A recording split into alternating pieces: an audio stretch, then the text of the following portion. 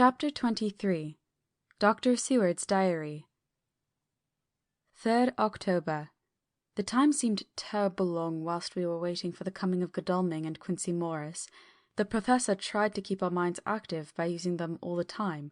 I could see his beneficent purpose by the side glances which he threw from time to time at Harker. The poor fellow is overwhelmed in a misery that is appalling to see. Last night he was a frank, happy-looking man, with strong, youthful face, full of energy, and with dark brown hair. Today he is a drawn, haggard old man, whose white hair matches well with the hollow burning eyes and grief-written lines of his face. His energy is intact. In fact, he is like a living flame. This may be yet his salvation, for, if it all go well, it will tide him over the despairing period. He will then, in a kind of way, wake again to the realities of life. Poor fellow, I thought my own trouble was bad enough, but his. The Professor knows this well enough, and is doing his best to keep his mind active. What he has been saying was, under the circumstances, of absorbing interest. So well as I can remember, here it is. I have studied over and over again since they came into my hands all the papers relating to this monster, and the more I have studied, the greater seems the necessity to utterly stamp him out. All through there are signs of his advance, not only of his power, but of his knowledge of it.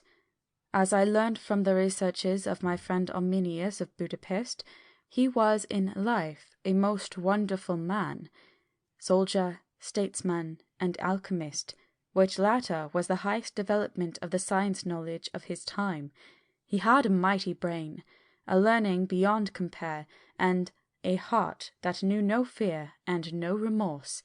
He dared even to attend the schoolments, and there was no branch of knowledge in his time that he did not essay. Well, in him the brain power survived the physical death, though it would seem that memory was not all complete. In some faculties of mind he has been, and is, only a child, but he is growing, and some things that were childish at the first are now of man's stature.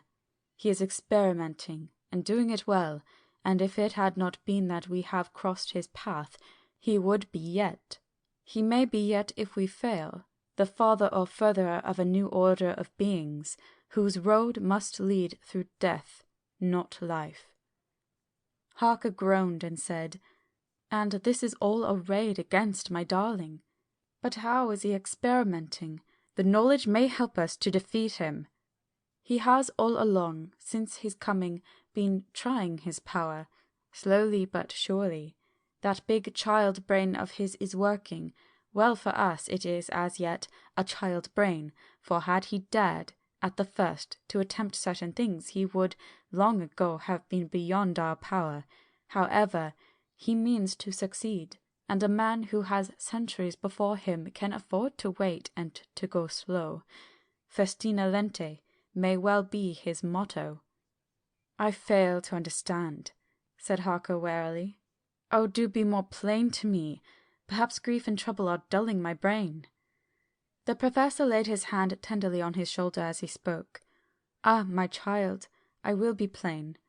Do you not see how, of late, this monster has been creeping into knowledge experimentally, how he has been making use of the zoophagous patient to effect his entry into friend John's home? For your vampire, though in all afterwards he can come when and how he will, must at the first make entry only when asked thereto by an inmate. But these are not his most important experiments. Do we not see how at the first all these so great boxes were moved by others? He knew not then, but that must be so, but all the time that so great child brain of his was growing, and he began to consider whether he might not himself move the box. So he began to help, and then, when he found that this be all right, he tried to move them all alone, and so he progress. And he scatter these graves of him, and none but he know where they are hidden. He may have intent to bury them deep in the ground, so that he only use them in the night, or at such time as he can change his form. They do him equal well, and none may know these are his hiding place. But, my child, do not despair. This knowledge come to him just too late. Already all of his layers but one be sterilized as for him, and before the sunset this shall be so. Then we have no place where he can move and hide.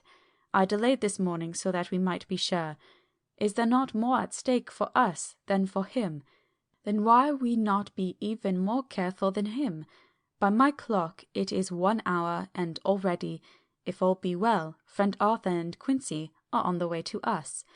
Today is our day, and we must go sure, if slow, and lose no chance. See, there are 5 of us when those absent ones return. Whilst he was speaking, we were startled by a knock at the hall door, the double postman's knock of the telegraph boy. We all moved out to the hall with one impulse, and Van Helsing, holding up his hand to us to keep silence, stepped to the door and opened it. The boy handed the dispatch. The professor closed the door again, and, after looking at the direction, opened it and read it aloud. Look out for D. He has just now, 12:45, come from Carfax hurriedly and hastened towards the south. He seems to be going the round and may want to see you. Mina. There was a pause, broken by Jonathan Harker's voice.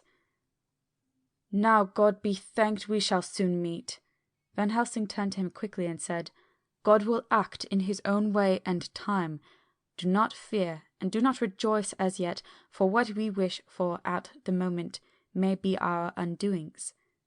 I care for nothing now, he answered hotly, except to wipe out this brood from the face of creation. I would sell my soul to do it. Oh, hush, hush, my child, said Van Helsing. God does not purchase souls in this wise, and the devil, though he may purchase, does not keep faith. But God is merciful and just, and knows your pain and your devotion to that dear Madame Mina. Think you how her pain would be doubled did she but hear your wild words? Do not fear any of us. We are all devoted to this cause, and today shall see the end. The time is coming for action. Today this vampire is limit to the powers of man, and till sunset he may not change. It will take him time to arrive here.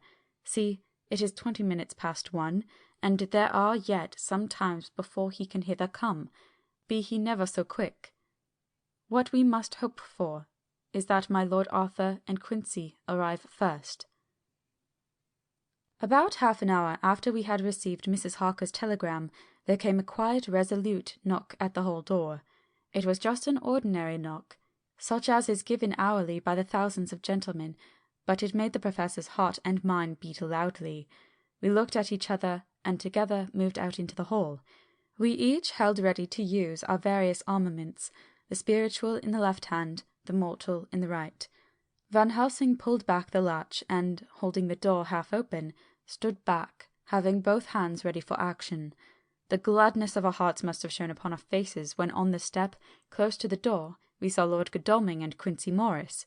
They came quickly in and closed the door behind them, the former saying, as they moved along the hall, "It is all right. We found both places, 6 bones in each, and we destroyed them all." "Destroyed?" asked the professor. "For him." We were silent for a minute, and then Quincy said, "There's nothing to do but wait here. If, however, he doesn't turn up by 5 o'clock, we must start off, for it won't do to leave Mrs. Harker alone after sunset."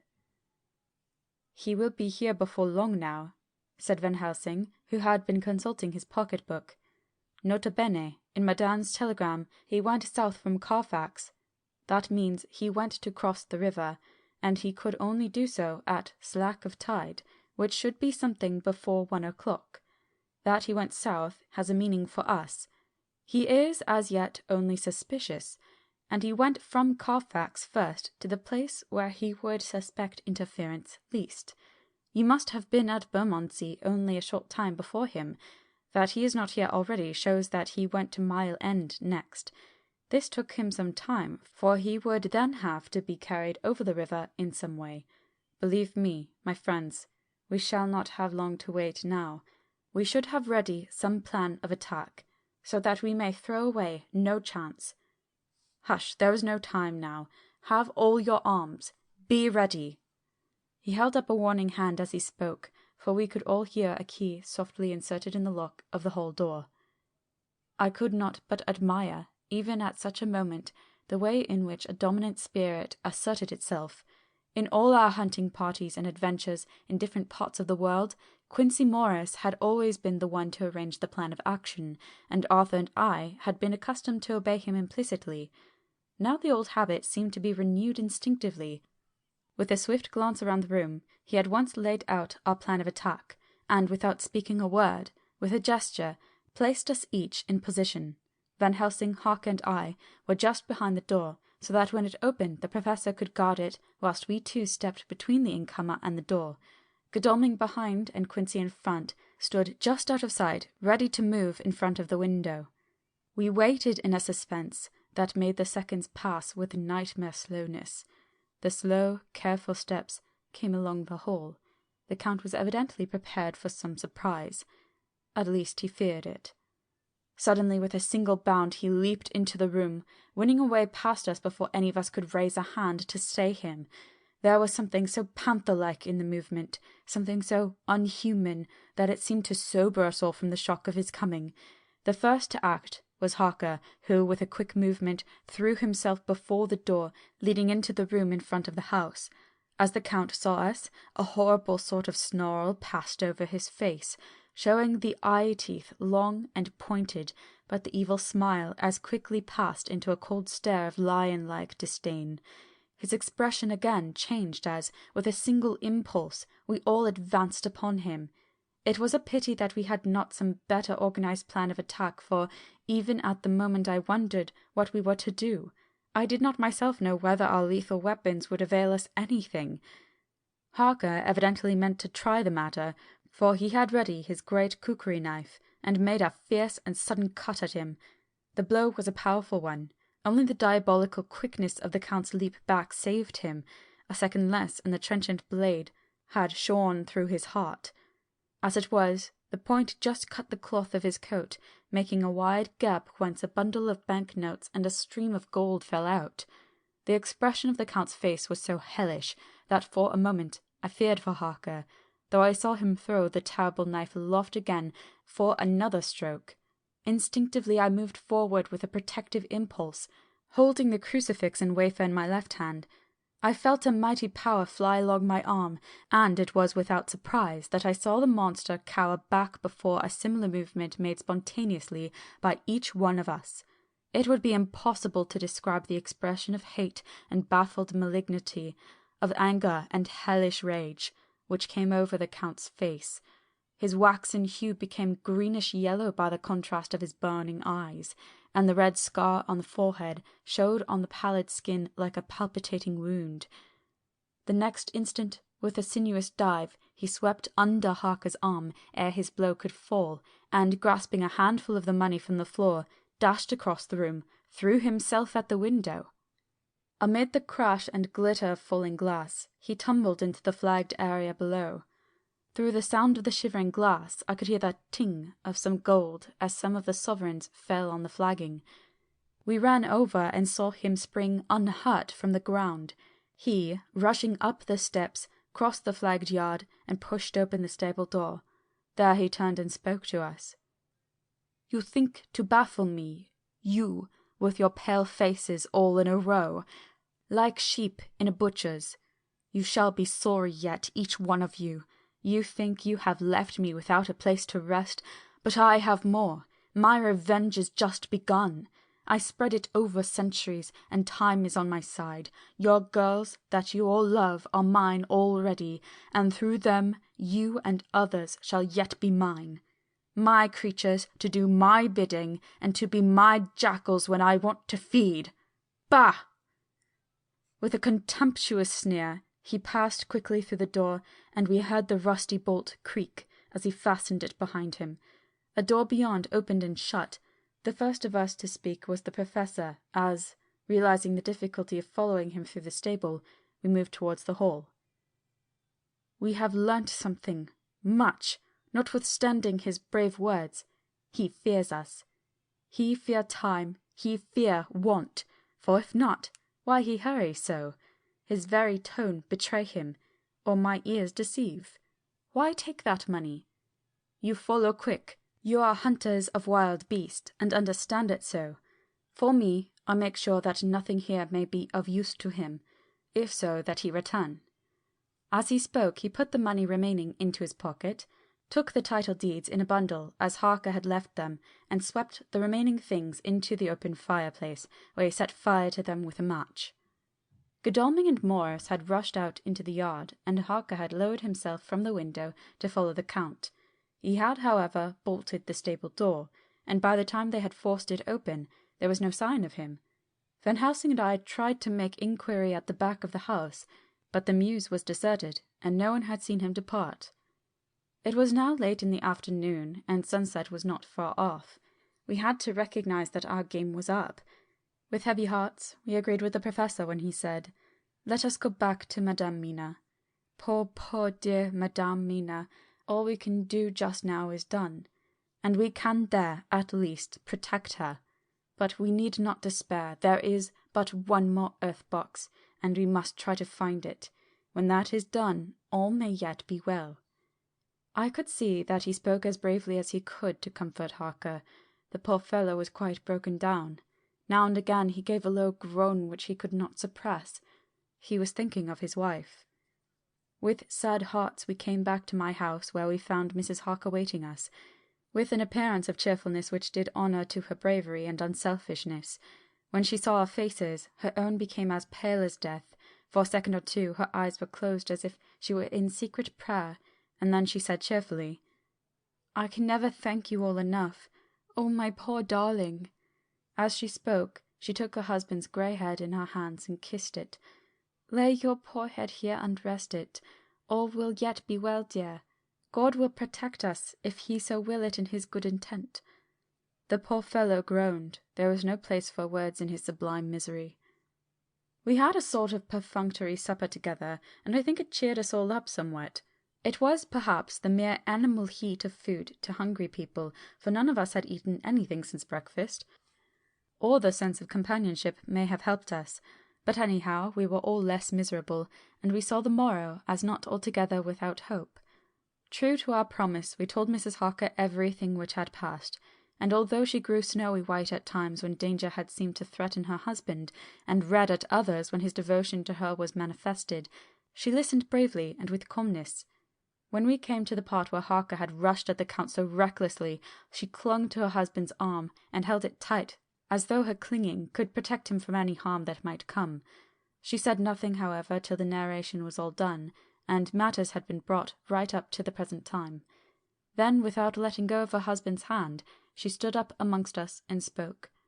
Oh, that I could give any idea of the scene, of that sweet, sweet, good woman, in all the radiant beauty of her youth and animation, with the red scar on her forehead, of which she was conscious, and which we saw with grinding of our teeth, remembering whence and how it came, her loving kindness against our grim hate, her tender faith against all our fears and doubting, and we, knowing that, so far as symbols went, she with all her goodness and purity and faith was an outcast from God. "Jonathan," she said, and the words sounded like music on her lips. It was so full of love and tenderness. "Jonathan, dear, and you all my true, true friends, I want you to bear something in mind through all this dreadful time. I know that you must fight, that you must destroy even as you destroyed the false Lucy, so that the true Lucy might live hereafter. But it is not a work of hate. That poor soul who has wrought all this misery is the saddest case of all. Just think what will be his joy when he, too, is destroyed in his worser part than his better part may have spiritual immorality. You must be pitiful to him too, though it may not hold your hands from his destruction." As she spoke, I could see her husband's face darken and draw together, as though the passion in him were shrivelling his being to its core. Instinctively, the clasp on his wife's hand grew closer, till his knuckles looked white. She did not flinch from the pain which I knew she must have suffered, but looked at him with eyes that were more appealing than ever. As she stopped speaking, he leapt to his feet, almost tearing his hand from hers as he spoke. "May God give him into my hand, just for long enough to destroy that earthly life of him which we are aiming at. If beyond it I could send his soul for ever and ever to burning hell, I would do it." "Oh, hush! Oh, hush! In the name of good God, don't say such things, Jonathan. My husband, or you will crush me with fear and horror. Just think, my dear, I've been thinking all this long, long day of it, that perhaps some day I too may need such pity, and that some other like you, and with equal cause for anger, may deny it to me. Oh, my husband!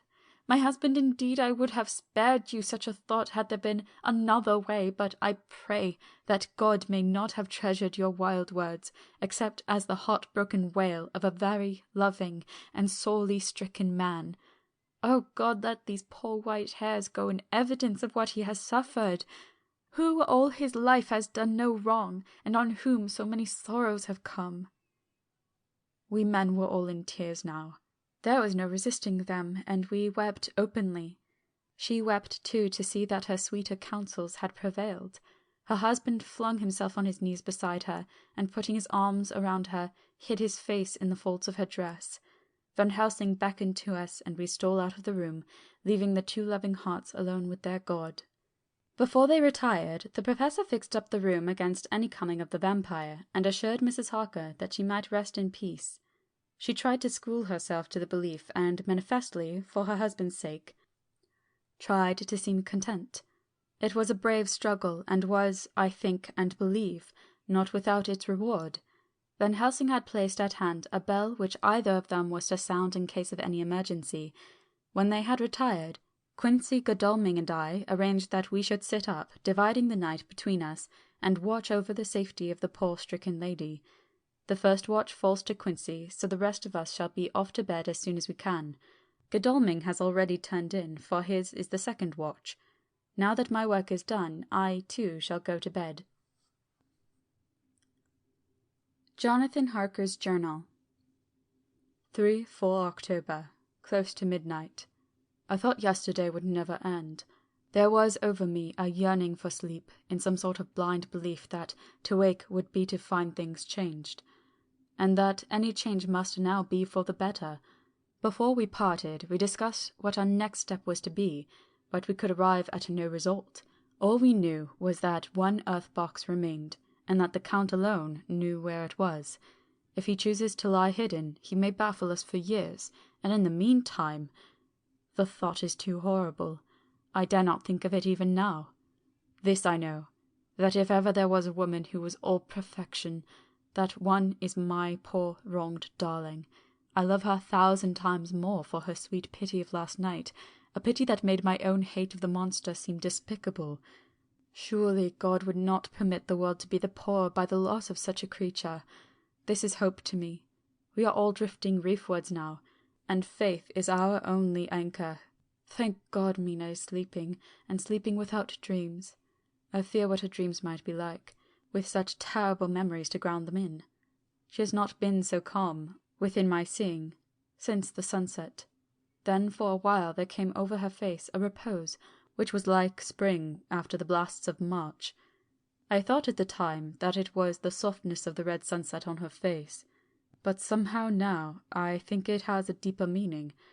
I am not sleepy myself, though I am weary to death.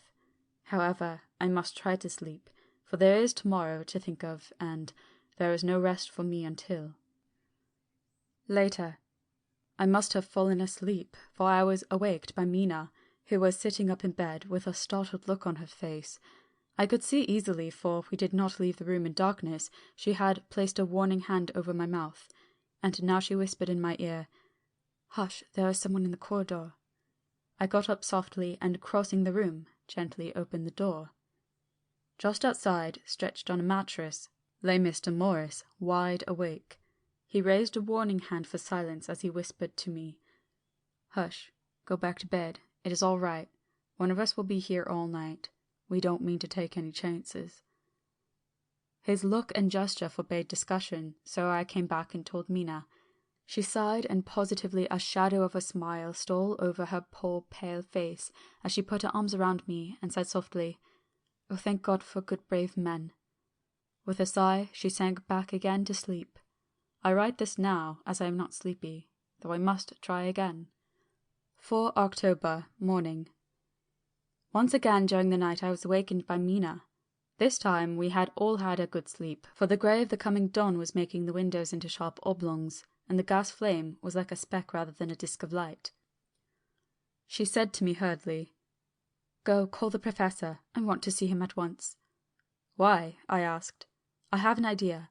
I suppose it must have come in the night and matured without my knowing it. He must hypnotize me before the dawn, and then I shall be able to speak. Go quick, dearest, the time is getting close." I went to the door. Dr. Seward was resting on the mattress, and, seeing me, he sprang to his feet. "Is anything wrong?" he asked in alarm. "No," I replied, "but Mina wants to see Dr. Van Helsing at once." "I will go," he said, and hurried into the Professor's room. In 2 or 3 minutes later, Van Helsing was in the room in his dressing gown, and Mr. Morris and Lord Godalming were with Dr. Seward at the door asking questions. When the Professor saw Mina, a smile, a positive smile, ousted the anxiety of his face. He rubbed his hands as he said, "Oh, my dear Madame Mina, this is indeed a change. See, friend Jonathan, we have got our dear Madame Mina, as of old, back to us today." Then, turning to her, he said cheerfully, "And what am I do for you? For at this hour you do not want me for nothings." "I want you to hypnotize me," she said. "Do it before the dawn, for I feel that then I can speak, and speak freely.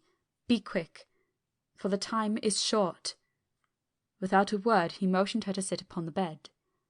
Looking fixedly at her, he commenced to make passes in front of her, from over the top of her head downward, with each hand in turn.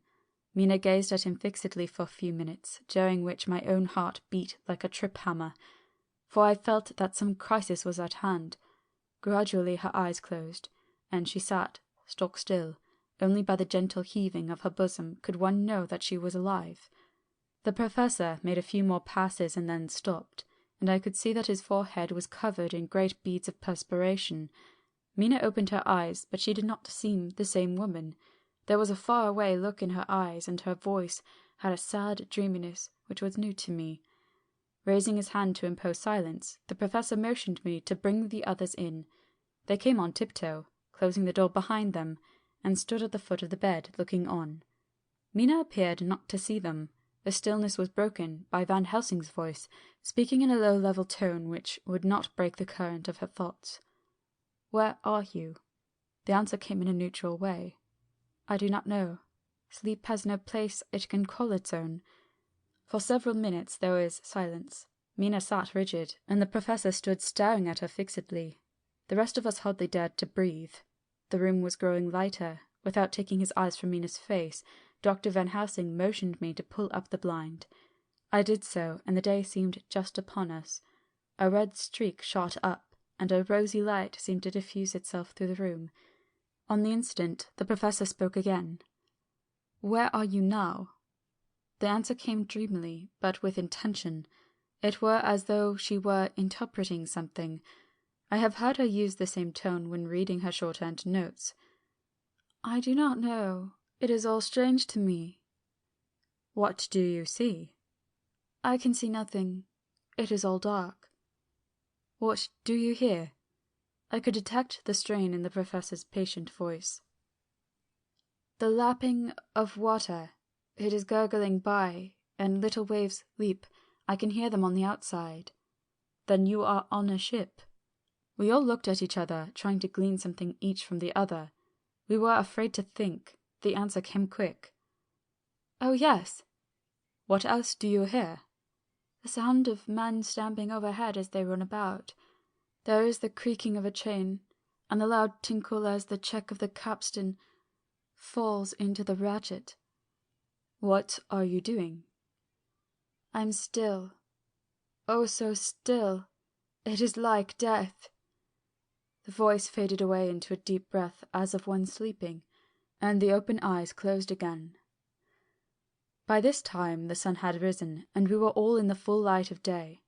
Dr. Van Helsing placed his hands upon Mina's shoulders and laid her head down softly on her pillow. She lay like a sleeping child for a few moments, and then, with a long sigh, awoke and stared in wonder to see us all around her. "Have I been talking in my sleep?" was all she said. She seemed, however, to know the situation without telling, though she was eager to know what she had told. The professor repeated the conversation, and she said, "Then there is not a moment to lose. It may not be yet too late." Mr. Morris and Lord Godalming started for the door, but the professor's calm voice called them back. "Stay, my friends. That ship, wherever it was weighing anchor whilst she spoke. There were many ships weighing anchor at the moment in your so great port of London. Which of them is it that you seek? God be thanked that we have once again a clue, but whither it may lead us we do not. We have been blind somewhat, blind after the manner of men, since when we can look back, we see what we might have seen looking forward if we had been able to see what we might have seen. Alas, but that sentence is in a puddle, is it not? We can see now what was in the Count's mind when he seized that money, though Jonathan's so fierce knife put him in the danger that even he dread. He meant escape. Hear me. Escape! He saw that with but one earth-box left, and a pack of men following like dogs after a fox, this London was no place for him. He have to take his last earth-box on board a ship, and he leave the land. He think to escape, but no. We follow him. Tally-ho, as friend Arthur would say when he put on his red frock. Our old fox is wily, oh so wily, and we must follow with wile. I, too, am wily, and I think his mind in a little while. In meantime we may rest, and in peace, for there are waters between us which he do not want to pass, and which he could not if he would, unless the ship were to touch the land, and then only at full or slack tide. See, and the sun is just rose, and all day to sunset is to us. Let us take bath, and dress, and have breakfast which we all need, and which we can eat comfortably, since he be not in the same land with us." Mina looked at him appealingly as she asked, "But why need we seek him further, when he has gone away from us?" He took her hand and patted it as he replied, "Ask me nothings as yet. When we have breakfast, then I answer all questions." He would say no more, and we separated to dress. After breakfast, Mina repeated her question. He looked at her gravely for a minute, and then said sorrowfully, "Because, my dear, dear Madame Mina, now more than ever must we find him, even if we have to follow him to the jaws of hell." She grew paler as she asked faintly, "Why?" "Because," he answered solemnly, "he can live for centuries, and you are but mortal woman. Time is now to be dreaded, since once he put that mark upon your throat." I was just in time to catch her as she fell forward in a faint. End of chapter 23. Recording by Corinne LePage.